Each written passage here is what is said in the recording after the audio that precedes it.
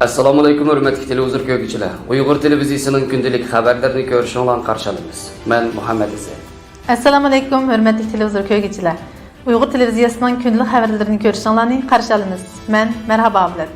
Xitoyning Sharq Turkistonda yana 20 o'rinni atalmış davlat darajali qo'g'dilgan rayon qatoriga kirgizishi diqqat qo'zg'amoqda. Sharq Turkiston tashkilotlar hay'ati Bursa bilan Anqarada muhim uchrashuvlarni olib bordi. İstanbulda 3-chi qitimliq musulmon diniy rahbarlar yig'ini ochildi. Turmush besimlaridan savat. Tövəndə diqqətinizə xəbərlərimizin təfsili məzmunları bolsun. Xitoy hökumət dairələri Sharq Turkistonda yana 20 o'rinni davlat darajalik muhim qo'g'dilgan o'rin deb bekitgan. Mazkur xabar Xitoy hukumatining Sharq Turkistondagi tarixiy mozorliqlarni va qadimiy masjidlarni vayron qilayotganligi kuchli tanqidga uchrayotgan bir payt e'lon qilinishi diqqat qo'zg'amoqda.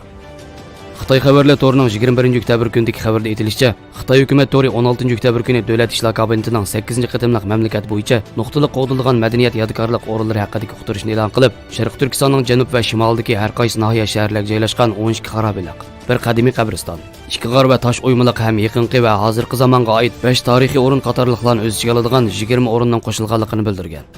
Bu 12 qadimiy shahar xarobalarining asosan shimoldagi joylarga joylashganligini bildirgan.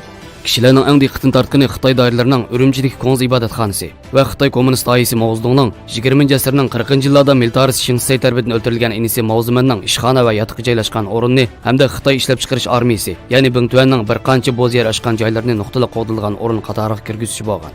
Tahlilchilar Xitoy doiralarining yaqinda buyon tarixiy xarobalar va tarix tashviqotlari orqali atalmish Xinjiang azaldan Jungoning bir qismi, Uyg'urlar Junxo millati deganini kuchab targ'ib qilmoqda ekan.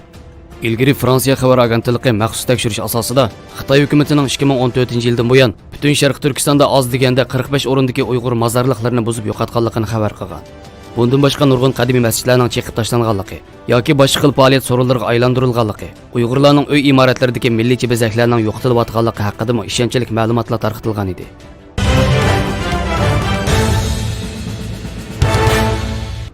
Türkiye'deki Uyg'urlarning nüfusining ko'payishiga ergishib, ularning qiyinchiliklari ko'paymoqda. Bularning masalasini hal qilish uchun Istanbulda faoliyat olib berayotgan Sharq Turkiston tashkilotlar munbir raisi Hidayatullah O'zxon boshchiligidagi 6 kishilik hay'at Anqarada muhim uchrashuvlar bo'ldi. Ular 21 oktyabr kuni oldi bilan Turkiya parlamentida hukumatni qo'llab kelayotgan o'qitish partiyalardan biri bo'lgan Millat Harkat partiyasining Turkiy millatlarga mas'ul muavin raisi professor Kamil Aydin apandi bilan partiya markazidagi ishxonasida ko'rishib, Uyg'urlarning qiyinchiliklari bayon qilingan yozma doklad sundi va Uyg'urlarning hozirgi og'ir vaziyat to'g'risida ma'lumot berdi.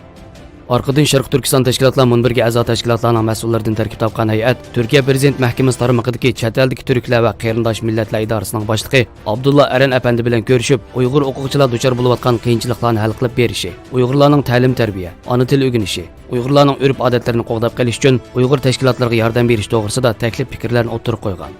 Sharq Turkiston Ma'arif va hamkorlik tashkiloti boshqarish hay'ati a'zosi Abdulvaris Xotan apandi uchrashuvning muvaffaqiyatli o'tganligini bayon qildi.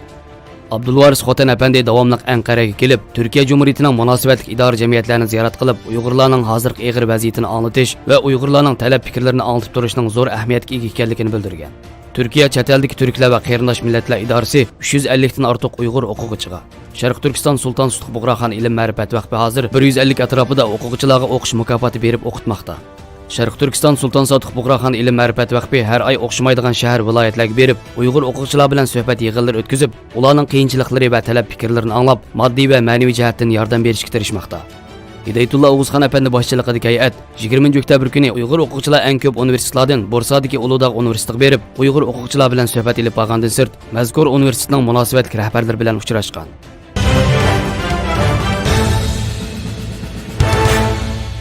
oktyabr kuni Turkiya diniy ishlar idorasining boshlig'i Ali Arbash Ayub Sulton jamoasida bomdod namozi vaqtida 3-qitimliq musulmon diniy rahbarlar yig'ini uchun Istanbulga yetib kelgan hay'atlar va afrikalik imom xatib o'quvchilar bilan ko'rishdi. Ali Arbash namozdan keyin so'zini Suriyaning shimolida bo'lgunchi terrorlik tashkiloti YPG, PKK va Daeshga qarshi olib berayotgan tinchlik bo'liq harakatiga qatnashgan xavfsizlik qismlariga duo qilish bilan boshladi. Mazkur yig'inga Afrikadagi 50 kishi davlatdan kelgan diniy rahbarlar, din ishlarga mas'ul ministrlar, muftiylar va o'quvchilar qatnashgan bo'lib, Afrika musulmonlarining masalalarining muhokama qilinadiganligini, zakat va qurbonlik yordamlarini 149 davlatga yetkazganliklarini, musulmon davlatlardan kelgan taxminan 20 ming o'quvchining Turkiyada o'qiyotganligini bildirdi.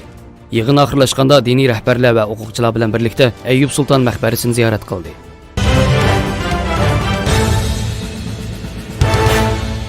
Har bir kishi besim ortib ketadigan chog'lar bo'ladi. Shundaq vaqtlarda ün-tinsiz chidash kerakmi yoki yig'lab ochiqini chiqarib olish kerakmi? Amaliyotda yig'ilg'isi kelganda yig'ilganda, ochiq chiqib besim yenikligandan boshqa yana salomatlikka nurg'un foydasi bor. Kishilar yig'lab bo'lgandan keyin texmi xo'shal bo'ladi.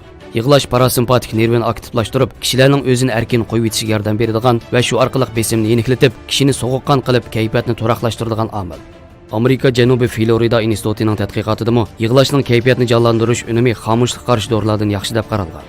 90% ga yaqin sinoq qatnashuvchilar yig'lab bo'lgandan keyin kayfiyatining bir qadar yaxshi bo'ladiganligini bildirib, qattiq yig'lash orqali besim yenikilgandan keyin kishi badani tangponglashib, tan temperaturasi muqimlashadi ekan. Qon besimi tuvallaydi ekan, hatto yallig'lanish ozaydi ekan. Yig'lash orqali o'riqliqlimi bo'ladi. Amerika Kaliforniya shtatidagi Los Atos ko'z kasalliklari parvish markazidagi tadqiqotchilarning qarashicha, ko'z yoshi 3 turga bo'linadi ekan. Birinchi xili odamning ko'zi tabiiy holda ajratib chiqqan yosh suyuqliqi bo'lib, ikki ko'zni namdab qurg'oqlashdan saqlaydi ekan. Ikkinchi xili reflekslik ko'z yoshi bo'lib, ko'z yot moddalar tarafidan g'idiqlanganda eqib chiqadi ekan. Uchinchi xili kayfiyat xarakterli ko'z yoshi bo'lib, azoblanganda yoki ta'sirlanganda oqqan ko'z yoshi may ko'ydirishda eng unumli ekan. Yig'ilganda besim hormoni tövellab, qo'rsoq qismidagi yog'ning xo'rishiga yordam beradi ekan. Yig'ilganda mangan ajrilib chiqadi ekan.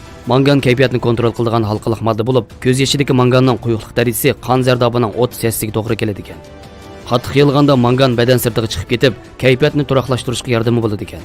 Biroq bak uzun yig'ilganda xomush bo'lib qolish mumkinchiligi bor. Amerika Janubiy Florida instituti bilan Gollandiya Terborg institutining psixologlarning bayqishicha, yig'ilgan vaqti ziyoda uzun bo'lib ketgan kishilarning tashvishlanish, qutirash, xomushlik va boshqa psixikalik to'saliq xatari nisbatan yuqori bo'lib, asonli psixikalik charchashni keltirib chiqaradi ekan. Shunga yig'lash vaqti eng yaxshisi 15 minutdan eshib ketmaslik kerak ekan. Ovozini qo'yib berib yig'lash bilan un chiqarmay yig'lashning farqi bor bo'lib, ba'zi xomushlik kasal bemorlari doim yig'laydi. Ular doim untinsiz yosh to'kadi, ovozini chiqarmay yig'laydi. Agar atrofdagi kishilarning kayfiyatining tushkun holatda 2 hafta davomlashganligini, doim untinsiz yosh to'kadiganligini bayqaganda, ularga vaqtida doktorga ko'rinish to'g'risida nasihat berish kerak ekan. Xabarlarimizni ko'rganingizga rahmat. Ko'rishga omon bo'linglar. Xayr xo'sh. Alloh omonat.